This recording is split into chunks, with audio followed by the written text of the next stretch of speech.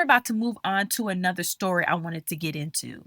So let's go into the breakdown of Tyra's three judges slash castmates that were on the show with her, America's Next Top Model. Because remember, we dived into the actual documentary that happened about 2 weeks ago that dropped on Netflix.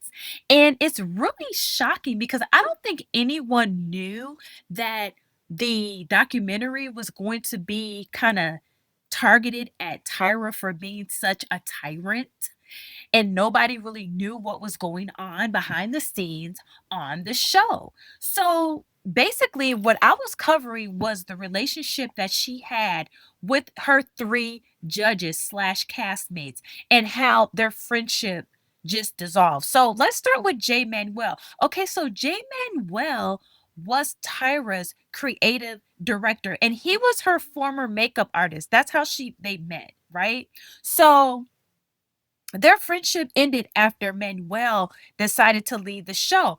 But my thing about Manuel and even Nigel, I'm not gonna really put Miss J in this because I didn't really remember Miss J being as condescending to the girls on the show as Jay and Nigel were. So Jay, he on the documentary, again, everything is kind of like directed at Tyra. She is kind of like the villain of this documentary. And I had no idea that they had all fallen out.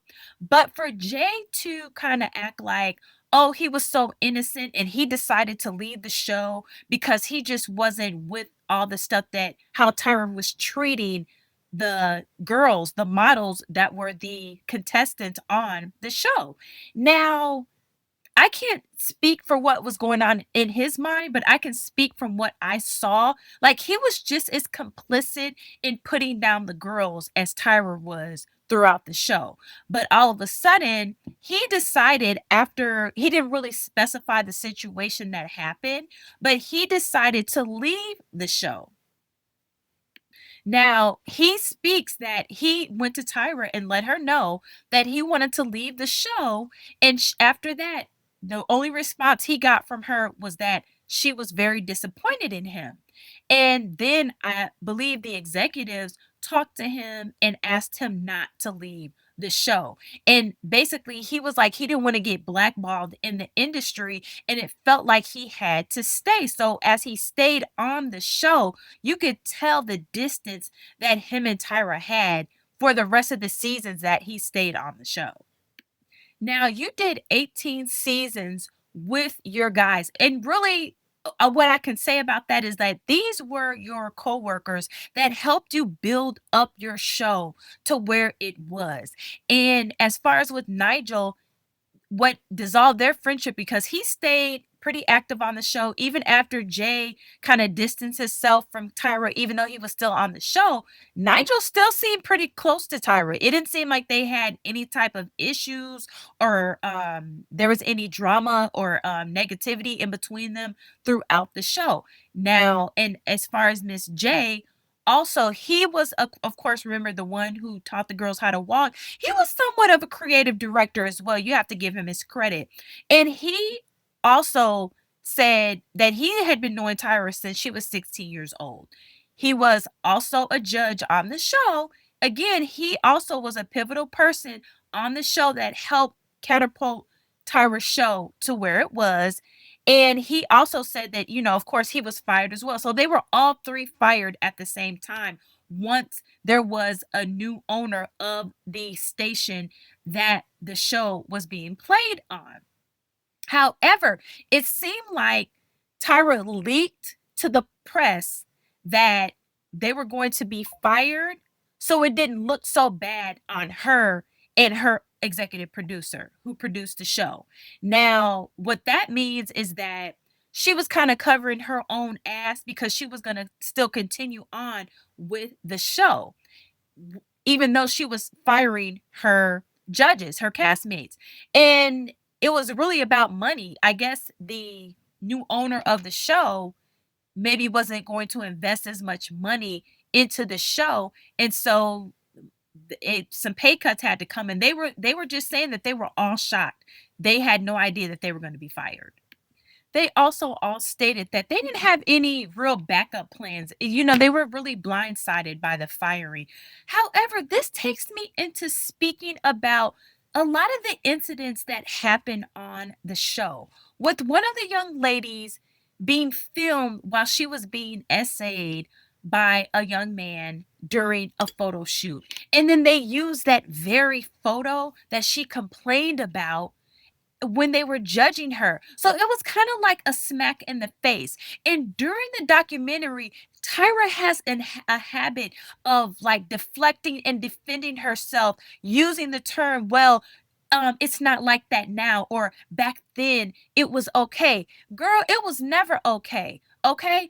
But like I tell people, when you look back at all the stuff that was going on, Tyra is one of those people that was in the modeling field. And now that we know a lot of stuff that's going on with the Epstein files, you got the Naomi Campbells and all these people's names dropping in these Epstein files. And now that we know all of the billionaires who were funding these modeling agencies, it all kind of comes together and makes sense. And I don't want to be too gossipy, but I'm about to go into some mess. Now, there were a few models, one in particular, that came out and defended Tyra. Now, she didn't just flat out defend Tyra, but she didn't have anything negative to say about Tyra, because she said if it weren't for America's Next Top Model, she would not have the opportunities that she does today. And even Tyra touched on two of the models that were successful, which were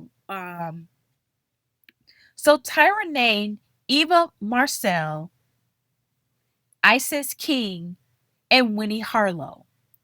And they were actually pretty successful. Eva Marcel was cycle 3 winner, and she was a shorter model. That was like a big deal because she was under 6 feet. She was even under 5'10". I think she was like 5'7". Isis King, cycle 11, and Winnie Harlow was cycle 21. And of course, she's a huge model, very popular. She's been in films and she's done all types of fashion houses. She's been really successful.